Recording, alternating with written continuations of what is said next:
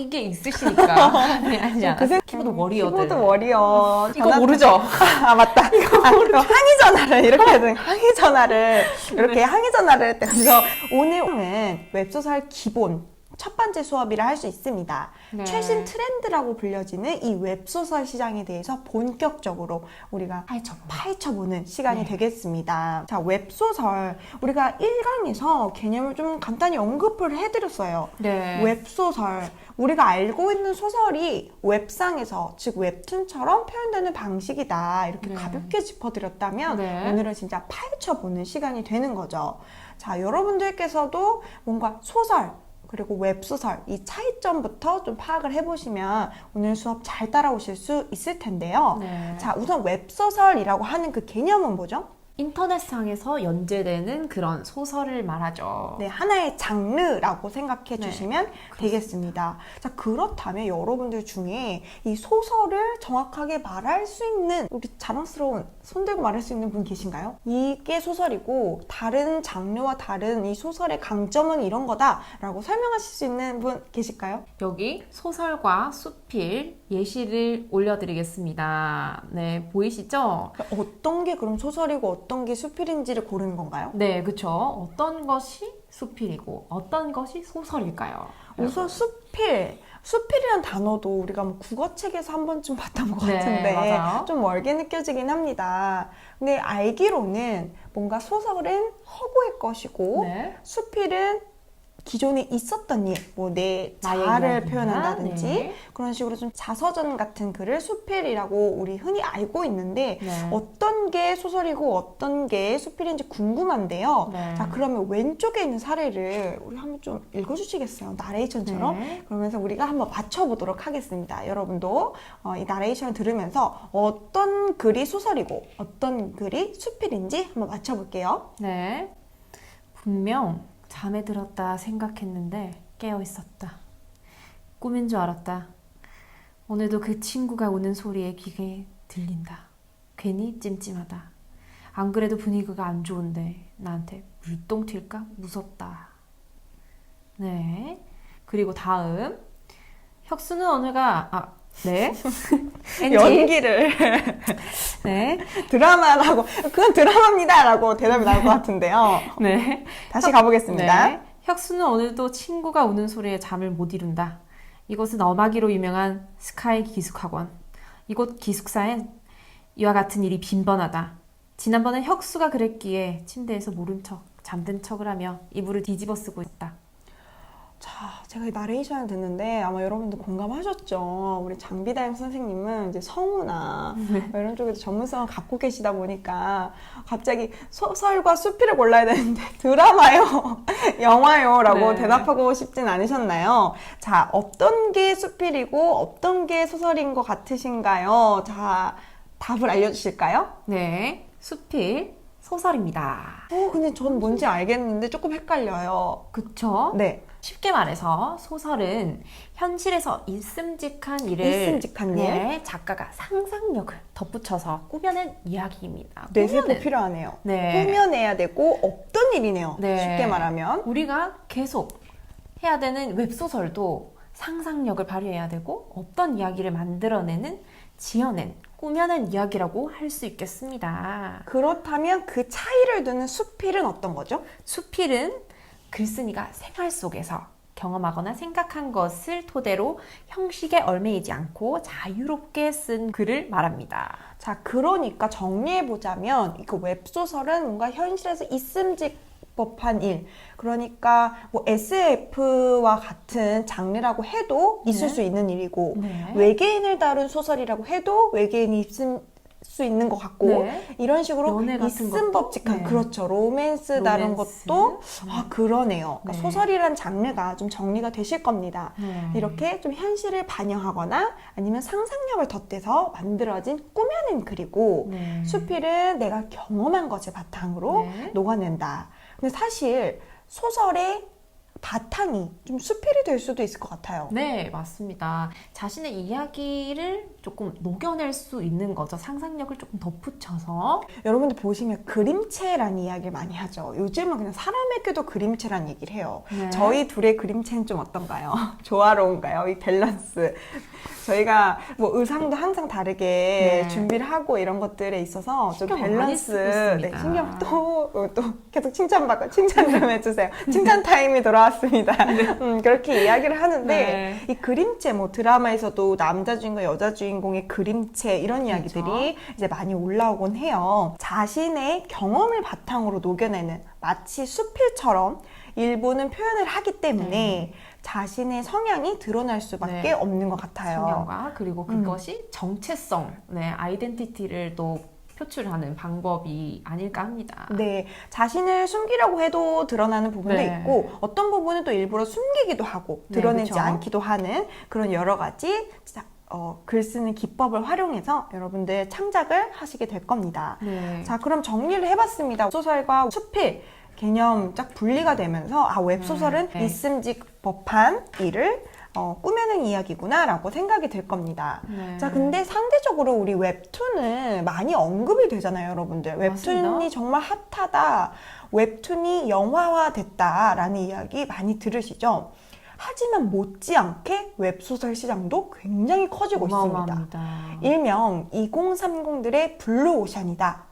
라고 말하는 시장이 웹소설입니다. 네. 그러니까 1030 정도가 되겠네요. 네. 웹툰은 이미 뭐 40, 50대 연령을 넘어서서 그 독자층을 확보하고 있는 추세라면 웹소설은 우리 같은 청소년을 포함해서 저희와 같은 20, 30대 청년들이 중심이 되는 시장으로서 블루오션이라고 불리고 있는 것 같아요. 네, 맞습니다. 2000년대 초반만 해도 네. 200억 미만의 그런 매출을 가지고 있던 시장에서 2019년 기준, 그러니까 2년 전 기준이 되죠. 네. 그러니까 약 4천억 원 이상, 그러니까 지금은 더 그 가치가 올랐을 네, 그쵸. 거라고 전문가들은 확신을 하고 있습니다. 네. 자, 웹 컨텐츠가 지금 많이 노출될 수 밖에 없는 시기를 우리가 네, 살고 있잖아요. 그런 집에서 시기고, 우리가 막 있는 시간이 많다 네, 보니까 코로나이기 때문에 더더욱 웹소설, 웹툰 이런 쪽으로 더 관심이 가고 찾아보게 되는 것 같아요. 맞습니다. 웹소설 시장이 급성장한 데는 이런 시기적인 네. 이유도 분명히 있다고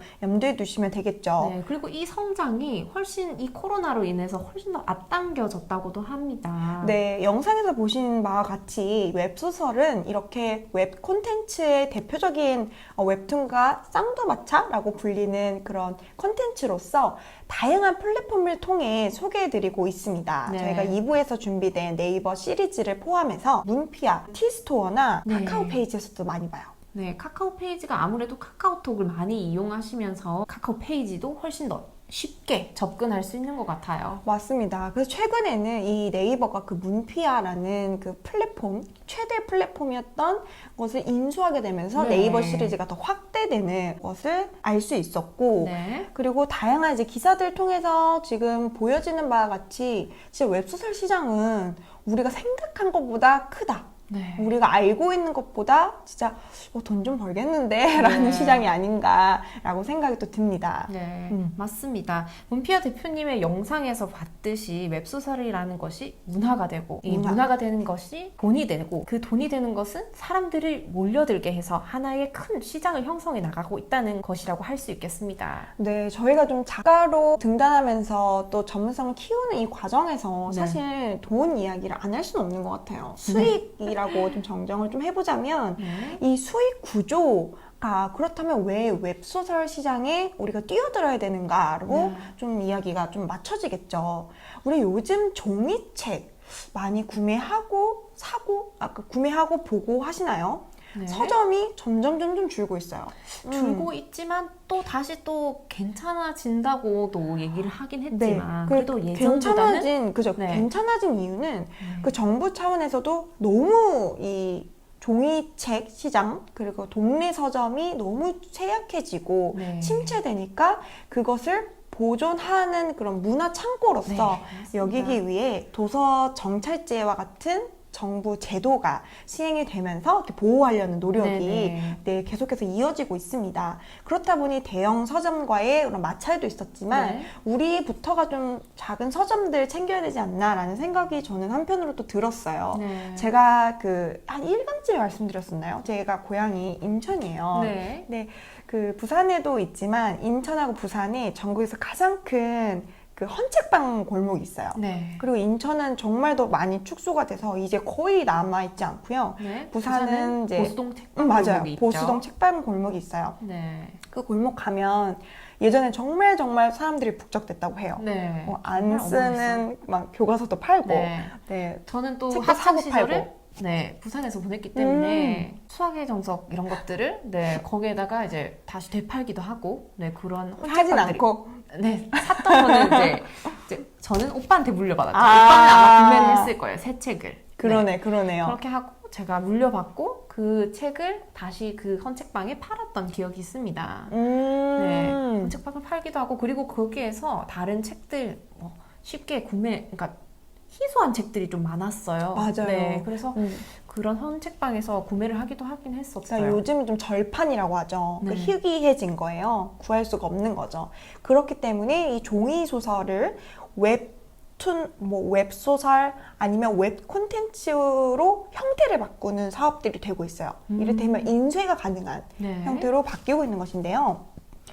예전 종이 소설 시장에는 좀 아무래도 작가가 책을 많이 팔아도 벌 수 있는 수익이 좀 한정되어 있었습니다. 네, 그런 네. 구조죠. 그래서 베스트셀러 작가다라고 일명 칭해줘도 그 수입은 그렇게 크지 않았다고 네. 해요. 왜냐하면 인쇄비가 들어가잖아요. 네. 그리고 출판사를 끼기 때문에 출판사의 그 중간 세가 또 있을 테고요. 네. 인쇄라고 할 수 있는 것들. 그리고 그래서 결론적으로는 거의 정가의 10% 미만을 작가가 받는 수익 구조였다고 합니다. 네. 하지만 이에 반면 웹소설은 인쇄, 유통, 홍보 이런 면에서 굉장히 비용을 절감할 네. 수 있기 때문에 작가에게는 득이 되는 구조로 바뀐 것 같아요. 오. 결론적으로 말하면 어떤 플랫폼비라고 하겠죠. 이제는 인쇄비를 절감한 대신 플랫폼비를 지출하게 되겠고 그러면서 표지 디자인과 같은 외주 비용 이런 걸 네. 지출하고 나면 그 나머지는 다 네. 작가가 가지게 되는 평균적으로 거죠. 한 60-70%의 그 세를 받게 된다고 합니다. 네. 그래서 우리 그런 소식들 많이 접하잖아요. 웹툰과 웹소설 유명한 작가들 경우에는 월에 이 정도의 수익을 발생한다라는 이야기도 듣게 되는 게 당연한 시장 논리의 하나로 이해해 주시면 됩니다. 네. 그래서 우리는 웹소설만 다루지 않잖아요. 지난 시간에 배운 것처럼 캘리와 관련한 직업군들하고도 네. 연계할 수 있는 만큼 직업을 기본 2가지 이상을 같이 배우고 습득하고 익히는 시간인 만큼 네. 여러분이 인지도를 넓히고 또 직업의 영역을 확대하는데 큰 도움이 되는 수업이라고 정의를 내릴 수 있을 것 같아요. 그리고 우리 저번 시간에 우리 책 두꺼운 거 한번 보여드렸었죠. 네. 그 책이 만들어지는 시기가 연구 결과다 보니까 한 15년 정도가 걸렸던 책이고 그리고 한 책이 번역이 돼서 그 외국 책이 또 한국에 들어오는 그 과정이 보통 2-3년 정도가 걸립니다. 그렇게 되면 거의 한 20년 정도가 흘렀다고 볼 수 있겠네요. 맞습니다. 자, 정리를 해보면 우리가 최신 정보를 받고 싶지만 최신 정보는 가장 인구가 많이 예를 들어서 미국, 유럽권에서 온다면 그 정보가 번역이 되고 다시 인쇄가 되고 교정을 보고 하는 그 과정을 모두 거쳐서 내가 보는 정보는 뒤처진 정보일 수 있는 거죠. 네. 그리고 소설로 치자면 뒤처진 이야기일 수 있는 겁니다. 그렇지 않을까요? 네네. 그래서 굉장히 유명한 연예인의 일화가 있어요. 그 연예인은 아예 그 개인 통번역사라고 할까요? 네네. 네, 그런 분을 고용을 했다고 해요. 내가 너무 읽고 싶은 책이 있는데 이게 인쇄돼서 구매하기까지가 시간이 2년, 3년 정도 걸리니까 네. 번역을 아예 맡기는 굉장히 좀 이색적이지 않습니까? 굉장히 혹시 뜻깊은 일이라고 생각했어요. 이게 있으시니까 하지 않았을까. 그 생각도 들면서 이게 있어도 이거를 거기에 쓸 수 거기에다, 네. 있을까라는 생각했을 때 굉장히 문화적 소외가 깊구나라는 생각을 했거든요. 그거에 대한 가치를 높게 산 것 같습니다. 네, 그래서 종이 책, 소설책에 비해서 웹소설은 업로드되는 시간만 고려해 봤을 때도 얼마나 이 시간과 비용이 단축되는 건지 네. 놀라울 뿐이에요. 그리고 요즘 보면은 엄청 빨리빨리 연재가 되잖아요. 그럼요. 거의 주마다 올라오는 경우가 많고요. 그리고 댓글에 빨리 연재해달라고. 어서 네, 어서 해달라. 하니까 작가분들도 그런 거에 약간 압박감을 가지면서 또 노력을 하시는 것 같아요. 맞습니다. 그래서 한 화를 읽는다 했을 때 소비하는 그 시간조차도 우리는 좀 짧아지고 있고 빨라지고 있다는 생각이 들어요. 네. 우리가 2부에서 웹소설 같이 보겠지만 한 4,000에서 5,500자 기준으로 읽을 때 보통 사람들이 한 3분에서 5분 정도에 밖에 소요가 안 된다고 해요. 오, 놀랍죠. 우리가 엄청나게 소설책 빠르네요. 네, 한 권을 읽는다고 생각했을 때 사실 세워라 내워라 네. 앞부분만 읽게 된다거나 네. 그 책이 거의 뭐 1년을 가기도 하고요. 네. 왜 이렇게 어려울까요? 한 장 한 장이. 1호가 될 수 없어. 1호가 될 수는 없어라는 예능에서. 네, 그 예능이 있습니다. 네, 무슨 그 에피소드가 팽현숙 있었죠? 남편분이 항상 나오는 최양락 장면이 씨가, 최양락 씨가 나오는 장면이 있는데 책을 항상 보는 장면이 있는데 정말요? 앞쪽을 넘어가질 않으시더라고요. 스타일이다 그것도. 네. 그래서 그 패널 분들도 왜 항상 앞쪽만 보시냐고 그랬던 기억이 가능하네요. 있습니다. 근데 여러분들 공감하시죠? 네. 책 한 권 읽는다는 게 그래서 우리나라가 평균적으로 성인 기준으로 했을 때 1년에 읽는 책이 한 권 미만이라는 네. 그런 충격적인 보도가 난 적도 있습니다. 평균이 한 권 미만이라는 것은 정말 소수의 분들이 정말 많이 읽고 대다수는 안 읽는다라는 네. 그런 수치로 받아들여지는데 저도 그 평균 수치를 낮추게 하는 한 명이지 않을까. 그러니까 웹소설로 높이시는 했으면, 분. 그러니까 웹소설로 했으면은 높이셨을 텐데 네. 그냥 종이 소설이니까 종이 소설. 여러분들 네. 충분히 공감하실 수 있을 것 같습니다. 네, 네.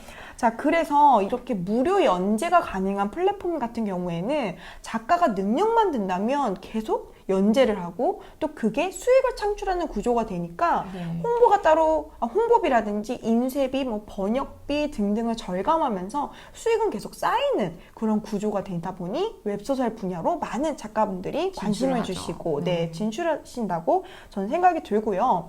그리고 웹소설이 인쇄가 되는 경우가 있죠. 네.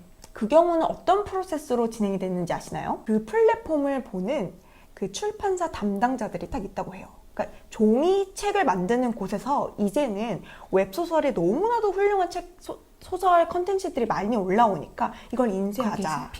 맞습니다. 네, 그래서 픽은 아니죠. 출판사가 먼저 연락을 하는 그런 시스템으로 많이 바뀌고 있다고 해요. 네. 그리고 독자들이 원하잖아요.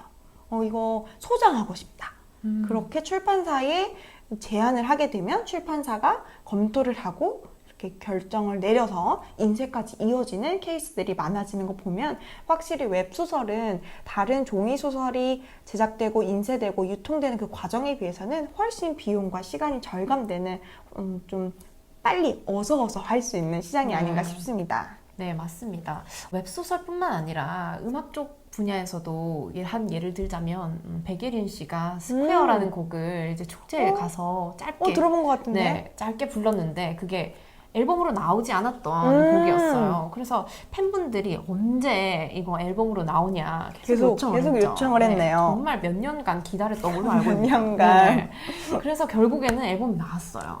오, 앨범이 이런 수록이 거네요. 됐어요. 네, 그런 것처럼 요즘에는 약간 좀 프로세스가 정말 많이 달라진 것 같아요. 예전과는. 네. 그러니까 그래서 훨씬 더 여러분들도 접근하기가 쉬울 거고, 네, 그런 문턱이 낮을 수가 있다는 거. 아마 여러분들도 지금은 이제 소비자, 네. 읽는 독자의 역할이었다면 창작자이자 작가의 역할을 같이 하는 그런 투잡 같은 역할을 좀 이해해 주시면 될 것 같아요. 그러니까 네. 지금 한 댓글 다 달아보셨을 경험 있잖아요. 네네. 왜 연재가 안 됐으면 괜히 작가님을 걱정하게 되고 네. 왜 안 올려주실까? 아프신가? 그리고, 아프신가? 이런 생각도 들고 다 해보셨잖아요. 그죠? 그리고 12시에 올라와야 되는데 11시부터 들어가서 기다려 보셨잖아요. 네. 그런 것처럼 뭔가 독자가 이제는 작가의 마음을 이해하는 것을 넘어서 여러분들 네. 작가가 되시는 경험을 하게 되실 겁니다. 맞습니다. 이 웹소설로 또 소통하는 그런 사람이 될 수 있다는 거가 되겠네요.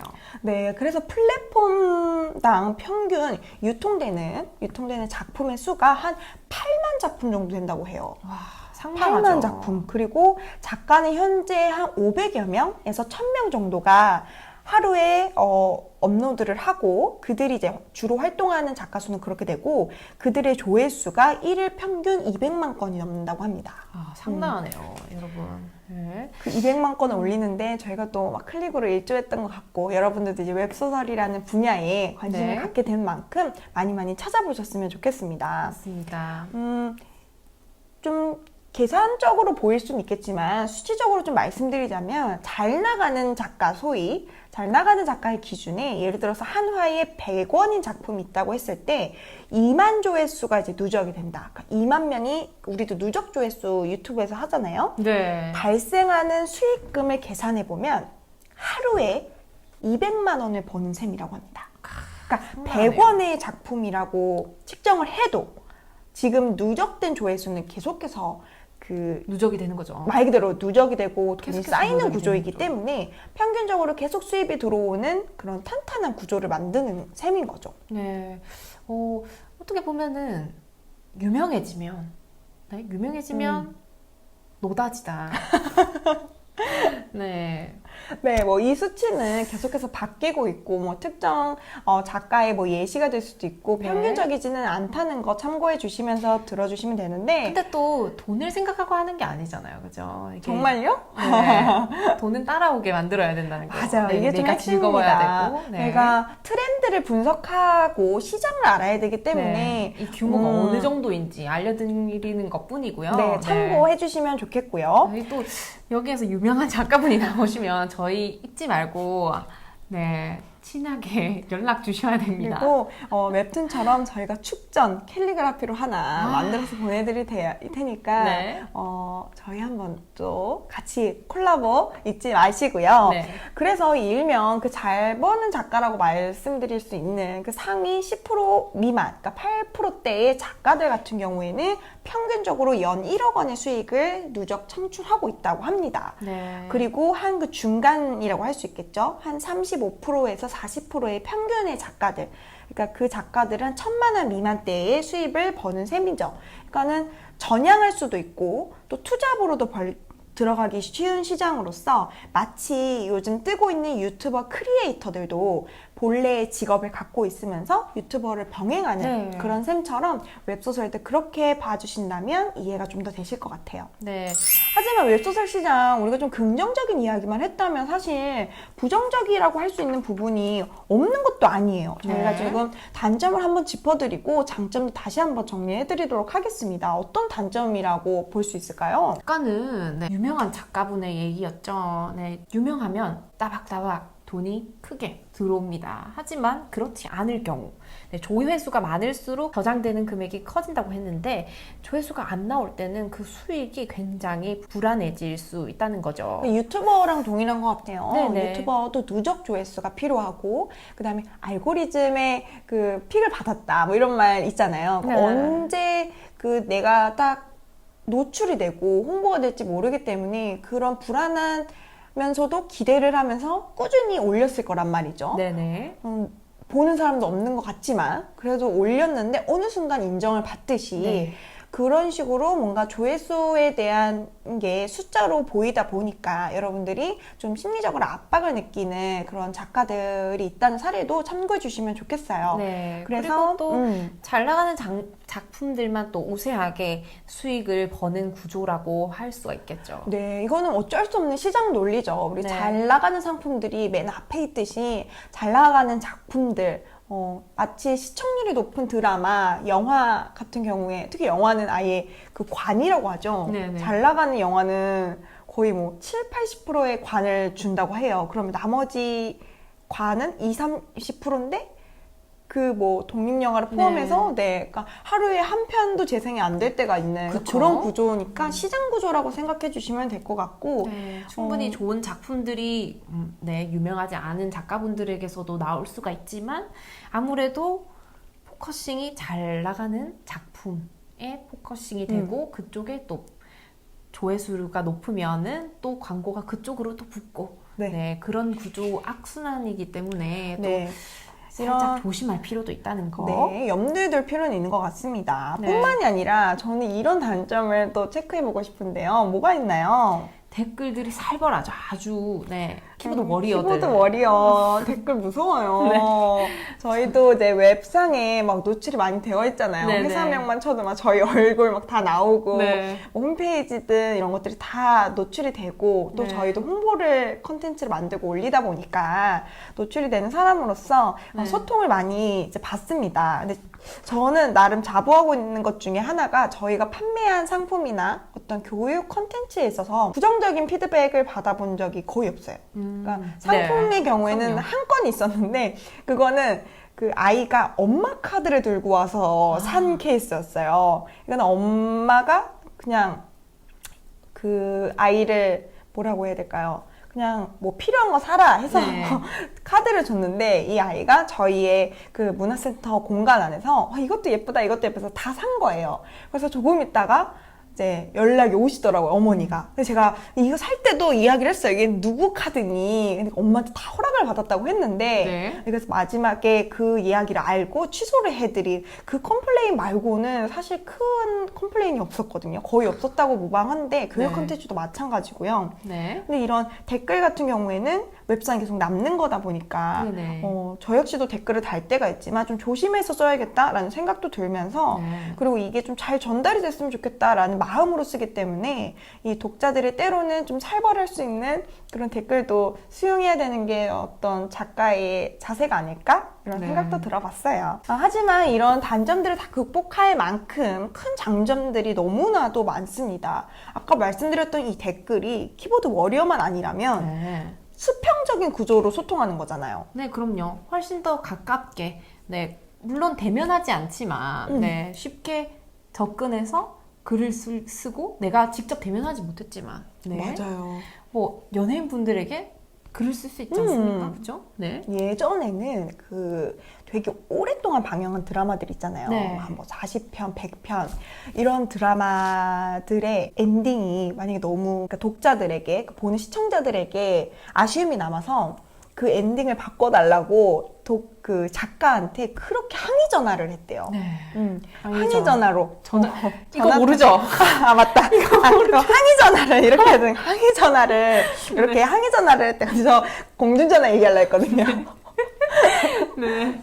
이렇게 하면은 또 안 세대가 돼. 보인다고. 다른 걸로 아실걸요, 네. 이건데 따르릉 이건데 저희 이렇게 돌려야 되는데 번호 0 이렇게 돌려야 네. 되는데 요즘은 이렇게 해서 항의 전화를 했다고 해요. 그만큼 멀게 느껴졌죠.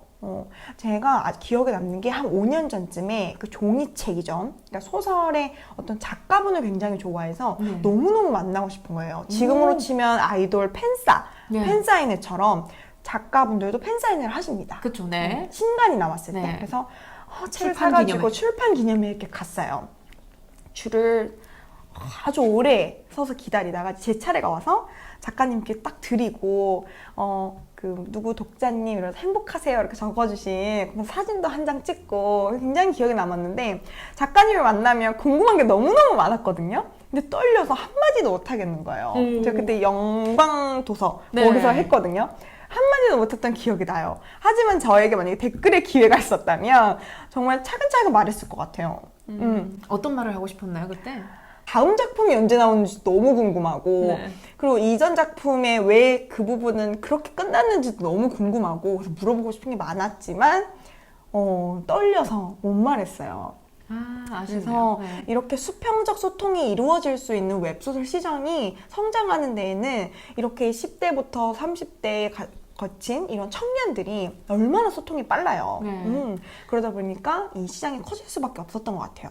요즘엔 또 나쁜 글을 쓰면은 그 나쁜 글을 쓰는 사람들한테 혼을 내는 그런 또 독자들이 있잖아요. 맞아요. 네. 맞아요. 그러면 네, 있어요. 네, 선하신 독자분들이 많기 때문에 네, 또 이런 부분들이 네, 나쁜 방향으로 꼭 흘러가진 않고 또 좋은 방향으로 흘러갈 수 있는 그런 방향으로 가고 있다는 거. 네. 그렇게 아시고 맞습니다. 보시면 될 것 같아요. 네, 아마 댓글에 있어서는 우리보다 더 잘 알고 계시지 그쵸? 않나 이런 생각도 들고요. 네. 자, 그리고 웹소설의 정말 가장 큰 장점이라면 전 이것을 또 꼽고 싶습니다. 댓글에 이어서 바로 이것인데요. 일반 소설 작가로 아니면 시인으로 등단을 하려면 보통 대표작을 갖고 그리고 또 심의를 거쳐서 네. 공모를 공모를 합니다. 해야 되죠. 그리고 상을 받아서 보통 등단을 하는 케이스들이 많아요. 네. 하지만 웹소설 시장은 등단이라는 그런 문화가 없어요. 네. 그러니까 심사라는 문화가 없기 때문에 작품을 읽고 심사를 해서 이 작가는 아직 작가가 될 게 아니야 라고 하는 그런 등단 제도가 없는 거죠. 네. 일단 업로드를 하면은 작가인 거죠. 그죠? 그렇게 인정을 해주는 네. 것이 바로 웹소설 플랫폼입니다. 네. 아주 두려워하시지 말고 도전을 해보셔도 충분히 좋을 것 같은 케이스인 것 같아요. 네, 맞습니다. 그리고 우리가 일반 책으로 내가 인쇄를 하는 거라면 얼마나 부담스러워요. 저는 네. 개인적으로 출판비도 들고 네. 네. 출판비, 인쇄비, 그리고 책을 만들면 뭐예요? 이게 팔려야 될 거 아니에요? 네, 재고가 되지 있으면은, 않도록. 네, 굉장히 마음이 아파요. 그 책을 볼 때마다 열불이 날 수도 있어요. 왜 안 팔리지? 경험담이에요? 재고에 대한 경험담이 있으신 거예요? 네, 약간 그런 경험담이 약간 있긴 한데, 네, 그거는 네, 그거는 자체. 여기에서 네, 할 수는 없을 것 같고요. 그러니까 책 제작과 홍보에 대한 그 부담이 작가의 것이 아닌 시장인 거죠. 그 플랫폼 상에서 회사가 부담해주는 경우가 대부분입니다. 우리도 이제 크라우드 펀딩을 각자 또 진행을 몇 번 네네. 해봤잖아요. 그러면 그 크라우드 펀딩과 같은 플랫폼 사에서 저희의 제품을 알아서 네. 페이지 카카오톡 전면에 네, 채널에다가 네, 전면에 오픈하고 자신들의 카카오톡 채널을 비롯해서 SNS 채널에 업로드를 알아서 해주세요. 홍보해 네. 주더라고요.